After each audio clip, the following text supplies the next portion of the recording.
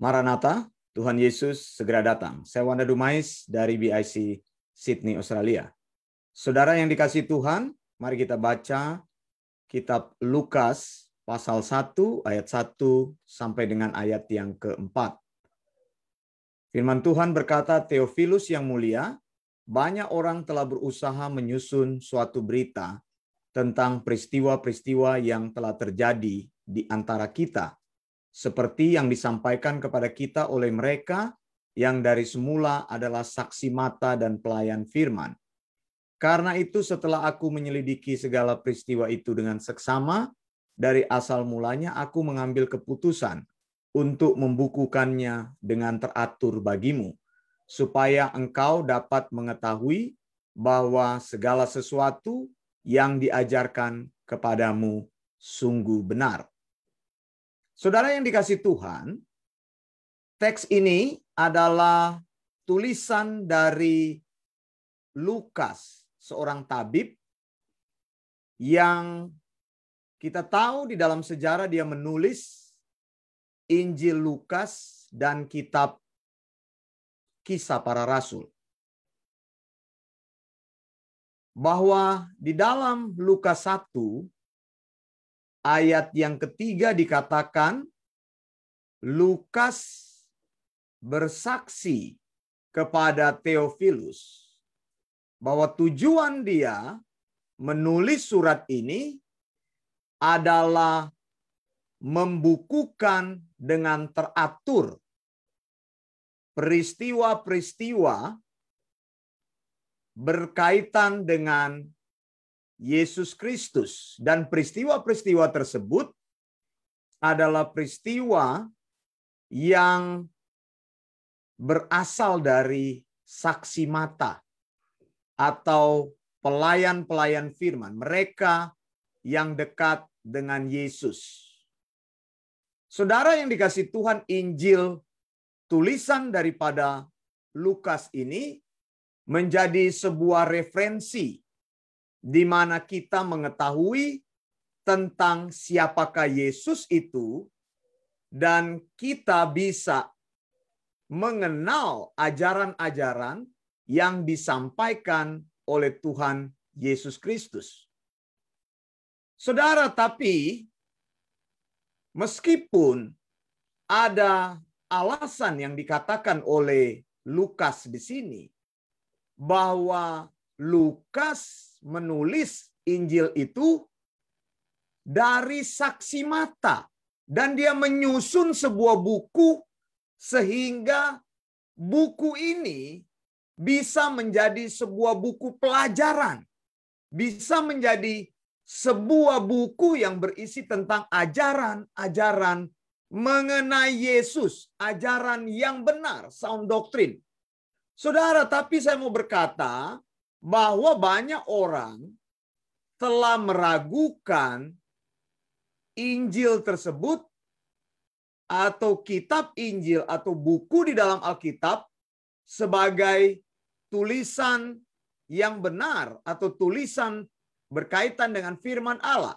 Bahkan mereka berkata bahwa Yesus itu hanyalah sebuah tokoh imajinatif yang dimunculkan oleh pengikut-pengikut Yesus, oleh kalangan teolog, yang sebenarnya Yesus itu tidak ada.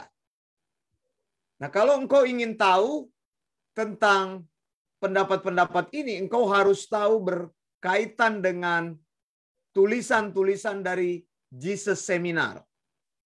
Mereka menamakan diri Jesus Seminar, tapi mereka tidak mempercayai firman Tuhan yang tertulis. Nah, jelas mereka menentang firman Tuhan. Kalau Anda mau lihat, mau periksa buku-buku mereka, mereka berkata bahwa mereka sedang mencari Yesus yang dilupakan itu, yang bukan dari Alkitab, Yesus yang lain. Sampai saudara tahu kan ada berkembang sampai novel, buku, film yang menulis tentang Yesus yang tidak pernah diceritakan oleh Alkitab. Nah, saudara, ada pertanyaan begini. Kalau memang Injil itu adalah firman Tuhan, mengapa Injil itu ditulis beberapa dekade sesudah Yesus mati? Begitu. Sesudah Yesus meninggal, kenapa katanya baru muncul Injil? Bukankah waktu-waktu ini kurang lebih ada 40 tahun setelah Yesus hidup, lalu Yesus mati dan naik ke surga? Maka mereka katakan saat itulah orang-orang Kristen mulai berkonspirasi untuk menuliskan kisah tentang Yesus yang sebenarnya tidak ada di dalam sejarah. Nah, saudara, ada pertanyaan yang berkata, kenapa harus menunggu begitu lama sampai 40 tahun baru Injil itu ditulis? Saudara, kematian Yesus itu diperkirakan tahun 30 atau tahun 33. 2 tahun ini merupakan tahun yang menjadi perdebatan. Jadi antara tahun 30 dan di antara tahun 33. Kita tidak akan berdebat tentang waktu tersebut, tetapi saya mau berkata bahwa Injil yang pertama kali muncul itu kurang lebih tahun 60-an. Begitu ya, 60-an, 66, begitu ya. Jadi kurang lebih ada sekitar 3 sampai 4 dekade. Kenapa katanya terlalu lama? Mereka katakan, oh, terlalu lama ini karena murid-murid sedang menyusun cerita. Periode silence ini adalah sebuah cerita yang sementara dikarang oleh murid-murid supaya nanti mereka bisa menuliskan sebuah Injil. Saudara yang dikasih Tuhan, saya mau berkata, saudara, bahwa sebenarnya bukan karena murid-murid sedang mau merancang sebuah konspirasi tentang siapakah Yesus. Keterlambatan penulisan Injil itu karena murid-murid itu sedang berkonsentrasi menyampaikan Injil secara lisan. Mereka sampaikan Injil di Yerusalem, di Yudea, di Galilea, dan di Samaria supaya Yesus itu dikenal orang.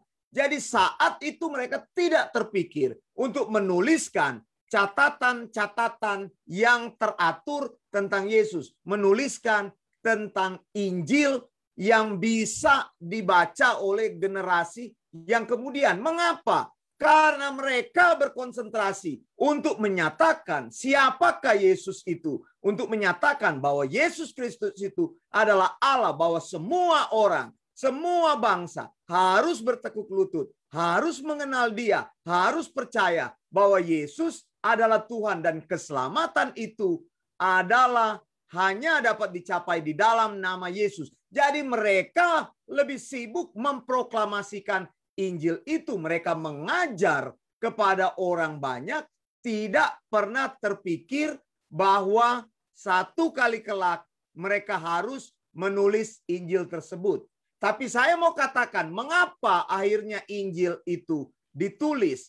Pertama, karena murid-murid berpikir apabila mereka hanya menyampaikan secara lisan, maka lambat laun berita itu akan hilang dengan sendirinya. Ucapan dari mulut ke mulut itu akan berhenti setelah generasi terakhir yang bertemu dengan Yesus itu sudah tidak ada. Apabila rasul-rasul tidak ada, maka cerita tentang Injil akan terhenti karena hanya disampaikan secara lisan. Makanya murid-murid mempunyai sebuah pikiran, Roh Kudus memberikan mereka ide untuk menuliskan firman Tuhan tersebut, membukukannya dengan teratur sehingga kita sekarang mengenal ajaran yang sehat itu dalam bentuk yang tertulis. Kemudian saudara, bahwa murid-murid berpikir Yesus tidak akan segera datang dalam waktu yang cepat. Itu sebabnya mereka katakan untuk memelihara pengajaran Tuhan, maka Injil harus ditulis.